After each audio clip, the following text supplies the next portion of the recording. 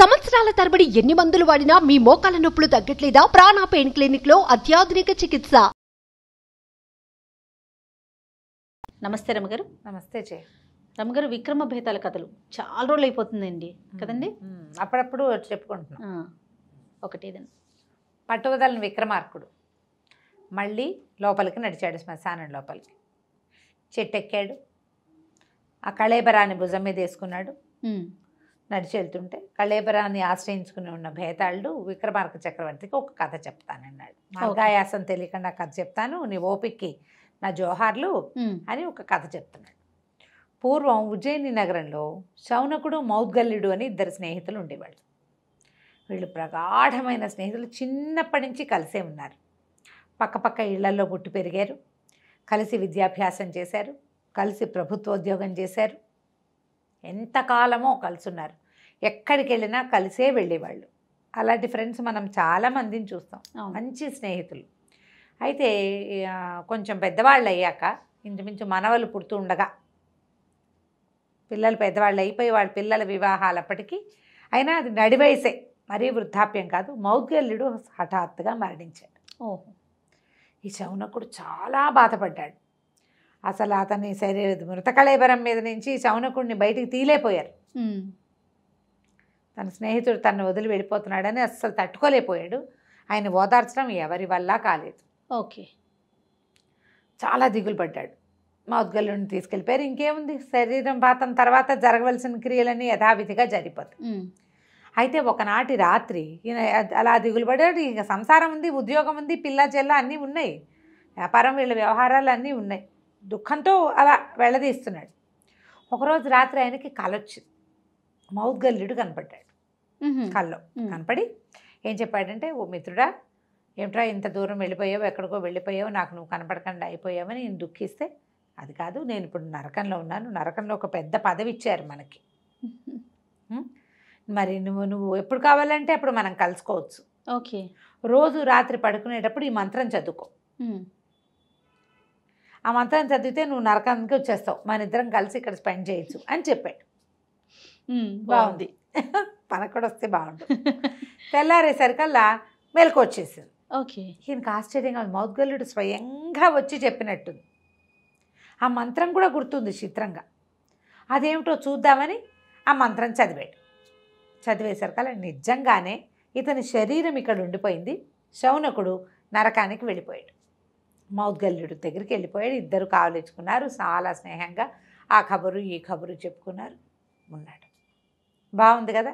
అప్పటి నుంచి రోజు రాత్రిపూట పెద్దవాడు అయ్యాడు కదా, పడుకునేటప్పుడు అది చదువుకునేవాడు. శరీరం ఇక్కడే ఉండేది, నిద్రపోతున్నాడు అనుకునేవాడు. ఈయన ఆత్మ మాత్రం వెళ్ళిపోయేది నరకానికి. అది నరకానికి. రోజు చదువుకునేవాడు. ప్రతిరోజు నరక ద్వారాల దగ్గరికి వెళ్ళిపోయి మౌద్గల్యుడు శౌనకుడు ఇద్దరు చక్కగా స్నేహంగా కబుర్లు చెప్పుకుంటూ ఇవి భూలోకంలో వింతలు విశేషాలు శౌనకుడు చెప్పేవాడు. ఏం జరిగినాయి, ఏమిటి రాజ్యంలో ఎలా ఉంది పరిస్థితి, ఎవరు మరణించారు, ఎవరు వెళ్ళారు, ఎవరు ఉన్నారు, తను వెళ్ళిన గుడి గోపురం, తను ఇక్కడ చూసినవి చెప్పేవాడు. మౌద్గల్యుడు నరకంలో విశేషాలు ఏమైనా కొన్ని చెప్తుండేవాడు, కబుర్లు. ఇలా రోజులు గడిచినాయి. రోజు వెళ్ళిపోవటం అలవాటైపోయింది. ఈ మౌద్గల్యుడు మరణించే నాటికి శౌనకుడు కుమారుడికి వివాహం అయ్యి అతని భార్య గర్భవతి. ఓహో. తర్వాత ఒక కుమారుడు పుట్టాడు. పిల్లాడు కాస్త పెద్ద అయ్యాక రోజు తాతతో కలిసే తిరిగేవాడు. ఒకనాటి రాత్రి వాడు తాత పక్కన పడుకుంటానన్నాడు. 5 ఏళ్లవాడు. ఎవరో చుట్టాలు వచ్చారు.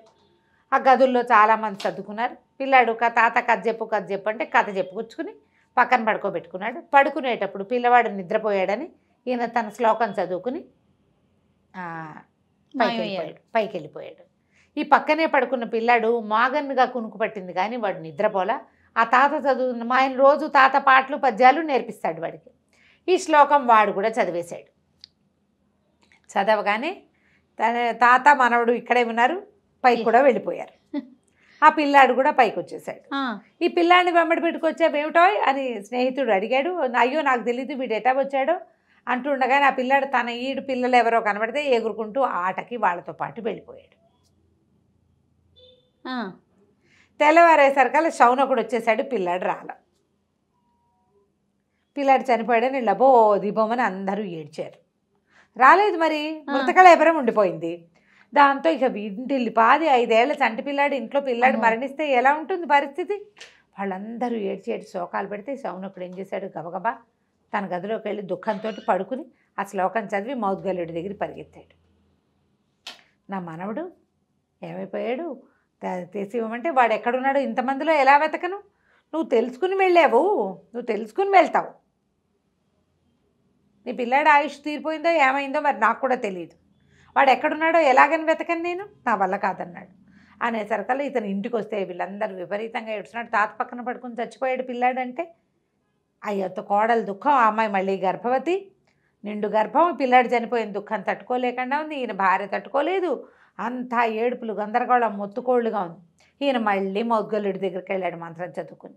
నా మనవడిని నాకు ఎట్లాగైనా దక్కించంటే, సరే ఉండు చిత్రగుప్తుడి దగ్గర చూద్దాం అని చెప్పి చిత్రగుప్తుడి దగ్గరికి వెళ్ళారు. వెళ్తే ఈ పిల్లాడు ఇంకో చోట పంది పిల్లగా పుట్టేబోతున్నాడు.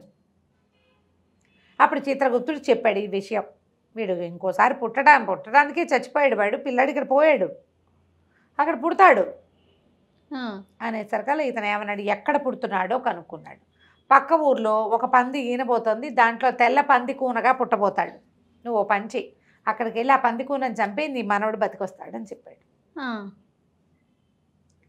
పుట్టగానే పిల్లని చంపేస్తే ఆ ప్రాణం వీడిలో చేరుతుంది, మళ్ళీ అది కిందకు వచ్చింది ఇక్కడికి వచ్చేస్తుంది. నేను పైకి రానివ్వకుండా నేను ఏర్పాటు చేస్తాను, ఇది సహజం, నీ మనవడు చనిపోవడం సహజం అన్నాడు. అనేసరికల్లా సరే ఇతను ఏం చేశాడు, శౌనకుడు దిగొచ్చేసి పిల్లవాడు బతికొస్తాడు, మీరు భయపడవద్దు, ఏమీ చేయొద్దు, పిల్లాడి శరీరాన్ని ఖననం చేయబోకండి, ఈ రాత్రికి ఉంచుదాం, రేపు తెల్లవారేసరికి పిల్లవాడు లేస్తాడు, నాకు నమ్మకం ఉందని చెప్పాడు.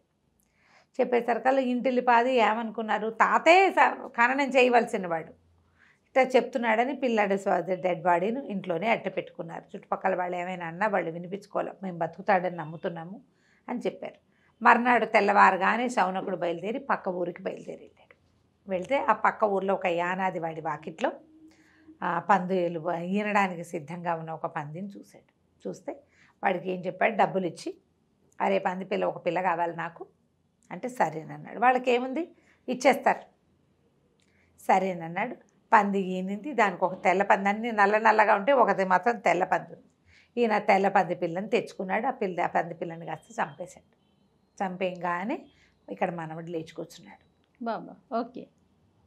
అమృత కళేబరాన్ని అక్కడ పారేసి ఈయన తన ఇంటికి పక్క ఊరు నుంచి నడిచి వచ్చేసాడు. పిల్లాడు లేచేసాడు. వాడికి ఏం గుర్తులేదు, జరిగింది ఏమీ గుర్తులేదు. వాడు అప్పుడే తాత చదువుతూ ఉండగా వాడు చదివాడు కాబట్టి ఆ శ్లోకం వాడికి వచ్చింది, కానీ వాడికి ఆ శ్లోకం కూడా పెద్దగా గుర్తులేదు. 2 రోజులు అయిందిగా, పిల్లలకి మళ్ళీ చెప్పాలి కదా, ఓసారి చెప్తే ఓసారి అంటారు, మళ్ళీ 4-5 రోజులు చెప్తే కదా గుర్తుపట్టేది. వాడు మర్చిపోయాడు. ఈయన ఆ తర్వాత ఎప్పుడూ శౌనకుడు మౌద్గల్యుడి దగ్గరికి వెళ్ళలేదు. స్నేహానికి రామ్ చెప్పేశాడు. అయితే ఇప్పుడు భేతాళుడు అడిగాడు, రాజా కథ విన్నావు కదా, ఎందుకు శౌనకుడు మౌద్గల్యుడి దగ్గరికి వెళ్ళలేదు చెప్పు సమాధానం తెలిసి చెప్పకపోతే నీ తల 1000 వక్కలవుతుంది. ఇదొక ప్రశ్న, ఈ ప్రశ్నకి సమాధానం చెప్పండి. సమాధానం తెలుసు విక్రమార్క చక్రవర్తికి, ఆయనకి ప్రతి ప్రశ్నకి ఆన్సర్ ఉంటుంది. అవును.